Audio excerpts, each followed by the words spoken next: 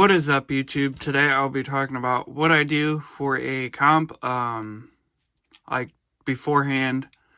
Usually what I'll do is I'll check over every nut and bolt I can, especially spacers and wheel nuts. But the axles, they don't really bother me as much because I'm screwing into plastic. It's usually the metal to metal parts I double check.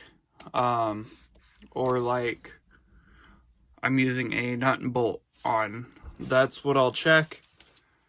I do have a few different parts, screws here on it, but I usually get it mostly done very shortly. Another thing I would suggest is checking your drive shafts, making sure there's no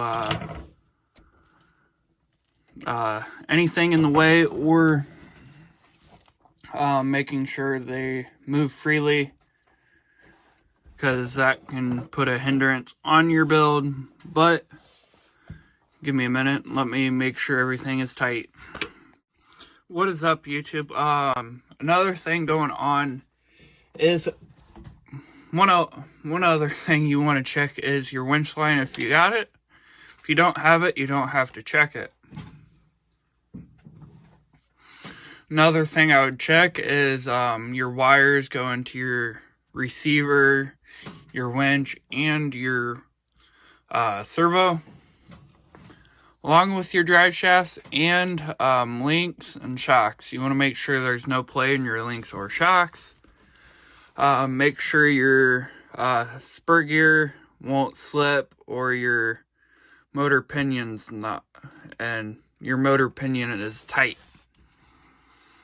Now, I wanted to say this just so it may help you while trying to finish your build or going over it. Now, something did change on this. I did get different foams. I want to try the same Voodoo foams in this one. Just try them out. I'll see them. If I don't like them, I'll swap them back out. But otherwise, on to the next part. Okay, YouTube, another thing is I will check my wheel nuts, all 4 of them, make sure they're tight, make sure none of them are loose. I do this on both my rigs. Now, another thing I will say is, what I would check is if you have the time and if you want, or if you don't know how greased your transmission is, I would pull it out, check the grease, make sure everything's right, then I would put it back in. Now, this one, we'll be getting some modifications here soon to the drivetrain. Now, I won't be saying too much about it.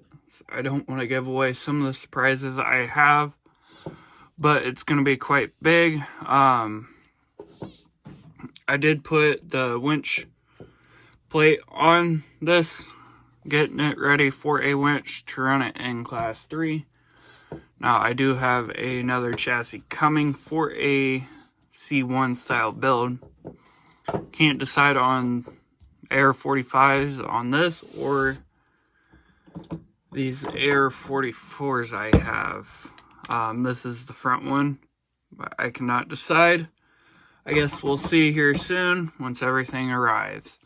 Now, thank you so much for watching. Sorry for such a short video and not much time on the rocks, but hopefully this weekend will change. Hope to see you guys next time. Thank you so much for watching.